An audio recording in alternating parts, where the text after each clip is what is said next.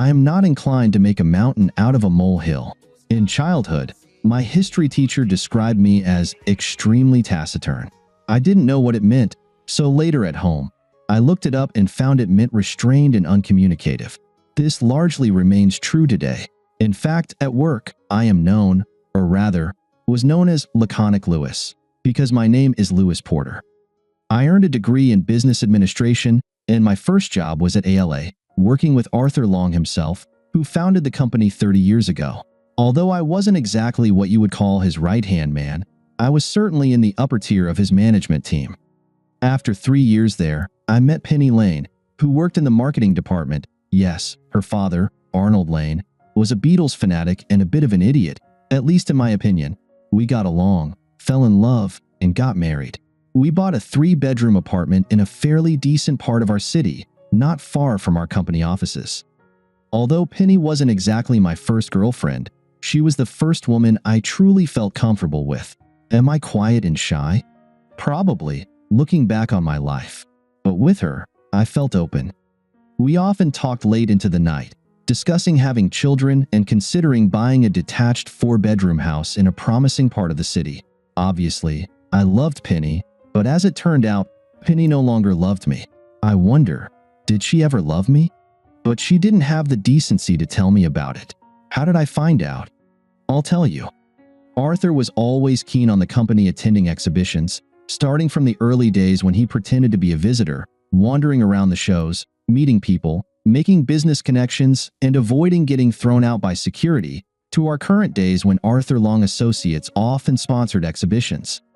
There were talks about a new exhibition in Cardiff, the capital of Wales, which he wanted to participate in, so he asked me to visit the site, talk to the organizers, and meet with the business development officer of the Welsh government.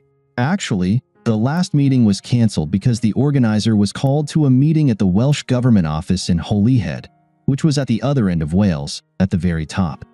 As a result, I packed my bags, checked out of the hotel a day earlier, and was soon heading to our home in the English counties. I sent Penny a text message informing her of the change in my plans, but I didn't know if she had read it. As soon as I returned to our office, I had to go into the room where we stored our presentation materials and equipment to put away some things.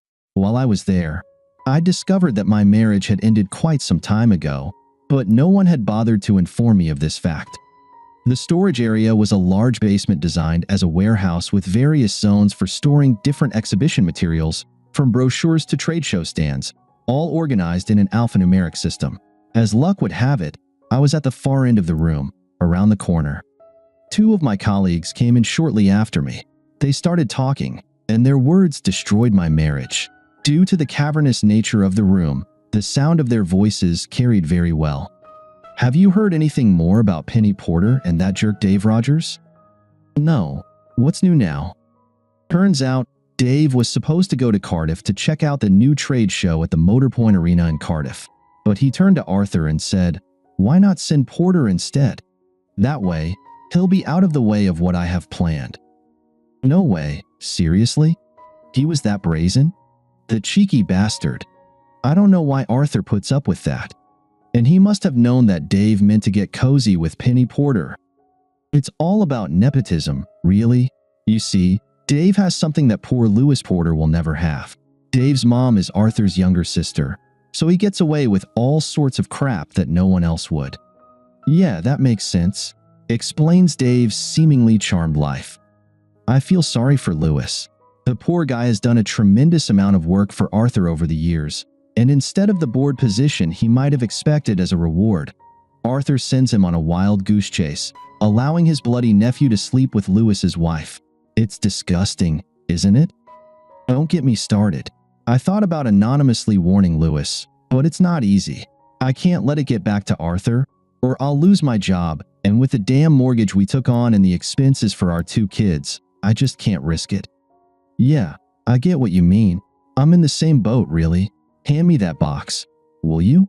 The one over there. They've been at it for at least a few months, and Lewis hasn't noticed, or at least he hasn't done anything about it.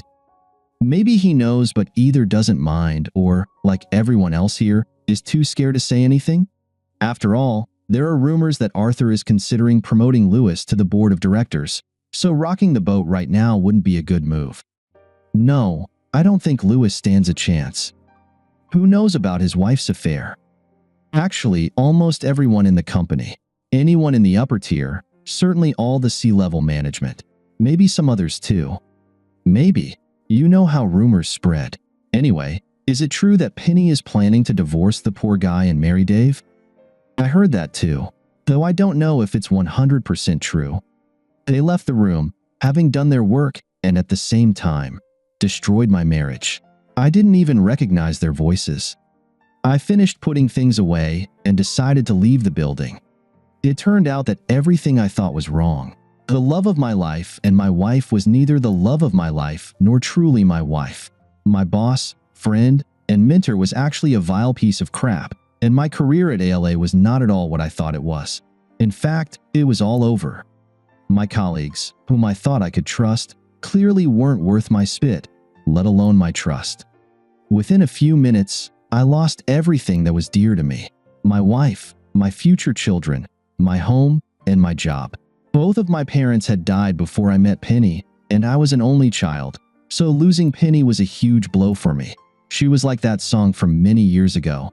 You are my everything, the sweetest song I could sing. But alas, not anymore. I wanted to tell someone, but who? Since I had returned a day early, I hadn't seen anyone who would recognize me, so I could leave work and try to figure out how to deal with this shitstorm. I booked a room at a local hotel and looked for a good divorce lawyer. Find a better one before this cheater does. Fortunately, I managed to get a video appointment almost immediately. There was only one local law firm that offered this service, so I went with them and spoke with one of their family and marital affairs specialists, Miss Jane Pleasant. I explained everything I knew to Miss Pleasant. She took notes, looked at me through the screen, and asked, "What do you want, Mr. Porter?" "I want to divorce her for adultery, but won't we need evidence? Hire a private investigator and all that?" In the old days, long before my father was born, the only way to prove adultery was to catch the guilty couple in the act with independent witnesses, photos, etc. Hiring a private investigator is an option, but they are restricted by laws governing data collection. Intercepting mail has always been illegal, and privacy laws have been strengthened to prohibit phone tapping, email hacking, and the like. We use a local detective, a former police officer. His name is Jeff Lithgow, and he runs a company called Detective Investigations. If you'd like, we can handle all of this for you. He won't do anything dubious or illegal, but if there is evidence to be found, Jeff will find it. It won't be cheap considering his fees and hours, but as someone once said, "What price can you put on peace of mind?" I agreed with her, but I still needed to know how much it would cost me. "I will email you the cost of filing for divorce, but don't worry, we will handle that for you," which is over £600. Jeff's fees might be around £1,000, and our cost will start at £5,000 as our initial retainer, but I will keep you informed of any potential additional charges. However, we are a family law firm and strive to keep our rates reasonable. Do you think I need a detective? Well, she paused for a moment, then nodded. Yes, I would advise you to hire Jeff. We've worked with Jeff since he left the police force to start his own agency, and he is very, very good. Unless your wife suddenly feels a pang of guilt and says, "Yes, dear, I've been having sex with Tom, Dick, and Harry, and I agree to your divorce terms. In all other cases, you will need Jeff's skilled assistance." By the way, do you have any ideas about whom she is having an affair with? If so, how did you find out? I told her about the conversation I overheard. It felt good to have the opportunity to tell someone what I had learned. "This is good enough evidence to start with," she said. "However, you will need more proof if you want to file for divorce on the grounds of adultery, and Jeff, hopefully, will be able to gather the evidence you need. There are other aspects you will need to consider. You almost certainly won't want to continue working for your employer under these circumstances, so I would consider filing a constructive dismissal claim. We are a full-service law firm, so we can handle that side of things as well. I'll pass your details on to our employment law department. If I were you, I would start building your case right now. Contact your doctor and get a sick note for as long as possible for something like PTSD. I'll start preparing the divorce papers.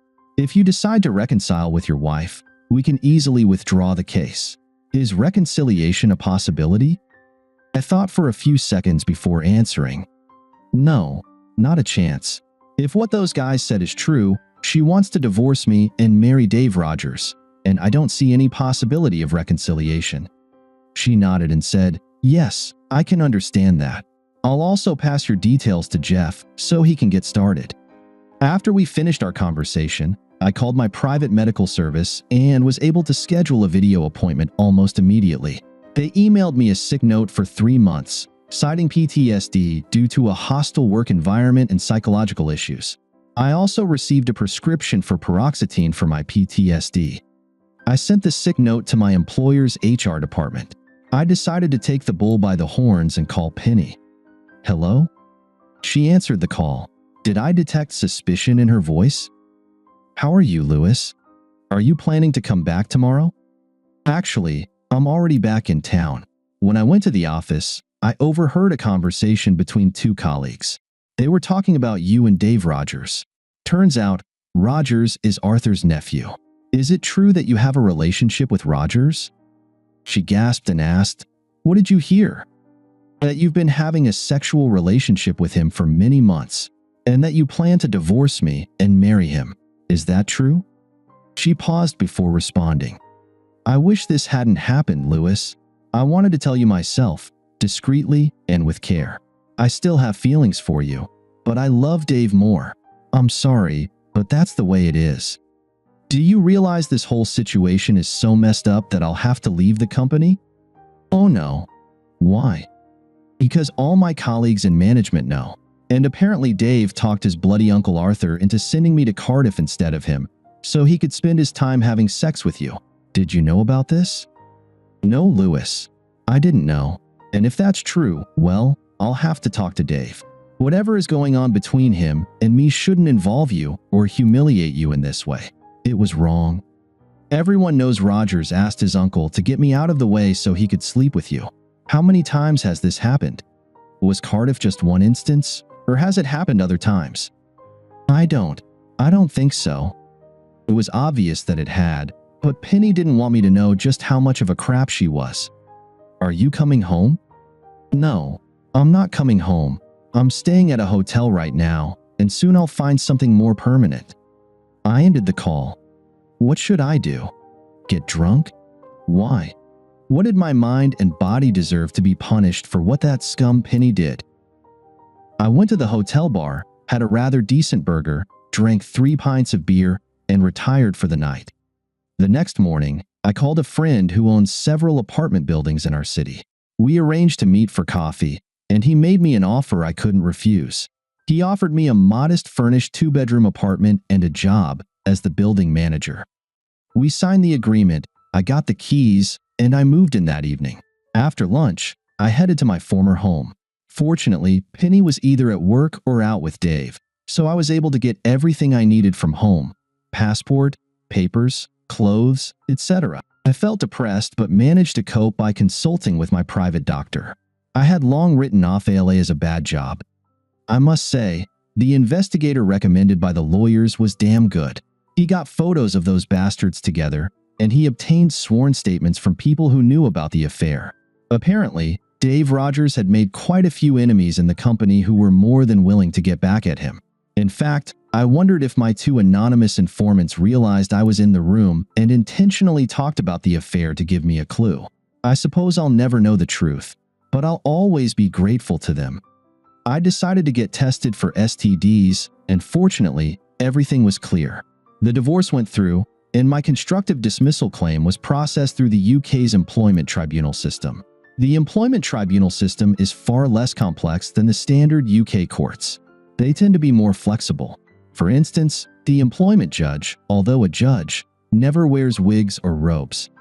My law firm introduced me to one of their employment law experts. She wasn't a solicitor.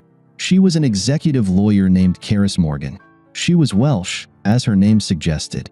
In fact, she looked like a young Ruth Maddock from when she played Gladys Pugh in High to High. She smiled and said, "I know what you're thinking. And though we're not close relatives, Ruth Maddock is a relation of mine." She reassured me, and prepared me for what would happen in the tribunal. What she couldn't prepare me for was how Arthur's representative would make a complete fool of himself. He entered the room dressed in full barrister's robes and a wig. I swear, as he walked in, there was a faint smell of mothballs about him. The employment judge, Mary Patrick's, was not amused. "I assume you represent Arthur Long Associates?" He bowed and said, "Yes, Your Honor. I am not, Your Honor. This is a tribunal, not a court. Wigs and robes are not customary attire here. Please remove your wig." "As you wish." He removed his wig. Karis whispered to me, "Oh, he didn't like that." He's clearly irritated because he thought he could use his barrister status to intimidate us mere mortals. I won't bore you with the details. I am taciturn, remember? But the case went very poorly for Arthur Long's partners. Mary Patrick's agreed that if the company owner not only knew about his nephew's affair with a colleague, but actively facilitated it by arranging for the husband to be sent away so the nephew could meet with the married woman, it meant that the employee-employer relationship was irreparably damaged and constituted constructive dismissal. The payout I received was £80,000. Additionally, I got severance pay, holiday pay, etc. The industry we worked in was small but profitable, and soon rumors about what happened began to spread. It wasn't me. Honestly, remember, I'm taciturn, right? In the end, despite his sister's protests, Arthur fired his nephew. It was generally considered too little, too late. He lost several senior employees because they realized that if he would conspire with his nephew to allow him to sleep with a member of the executive team, they couldn't rely on him. The divorce proceeded fairly quickly. The evidence from Jeff's company and the evidence used in the constructive dismissal case were also presented in the divorce proceedings. It was a standard 50-50 split. I felt irritated that Penny essentially benefited from being an unfaithful wife, but I was free from that cheating woman, so in that sense, it was worth it. I set up a home-based consulting company and took on several of Arthur's clients, which was good. After the tribunal settlement money was transferred to my bank account, I decided to muster up the courage, called Karis, and asked her to meet for a drink. To my delight, she agreed. She looked stunning and surprised me, in a good way, by ordering a pint of beer from South Wales. I had my usual pint of beer, but no more. Yes, I'm taciturn, but not foolish. We chatted while we drank, and it turned out she was born in a small town in mid-Wales, which was actually very close to where my grandparents farmed. She took my hand, looked into my eyes, and said, "See, I knew there was something special about you. You're a Welshman in disguise." We both laughed at her joke. I was falling in love with her, and not just because she resembled Ruth Maddock. We dated over the next few weeks. Movies, drinks, restaurants. I invited her to my place for dinner, which I cooked. Over the meal, with a glass of wine from a Welsh vineyard, I took her hand and told her how my feelings for her were growing. She squeezed my hand, smiled, and said, breathlessly, "What do you think we should do about that?" She glanced at my bedroom door. Well, that certainly happened faster than I had dared to hope. I nodded, smiled, and moved forward. Yes, we made love. As cliched as it sounds, I felt a deeper, more loving connection with Karis than I had ever felt with Penny during our courtship or marriage. In a moment of self-realization, I understood that it was because Penny was never as in love with me as I was with her. Otherwise, she could never have moved on from me to Dave Rogers. The courtship between Karis and me was slow, warm, and loving. I found love at last with a Welsh firecracker. Did we bond because we were both Welsh? Yes, as silly as it sounds, I think there's some truth to that. After a year of dating, we got married and started thinking about having children. Karis is teaching me Welsh, which is a long but fascinating process.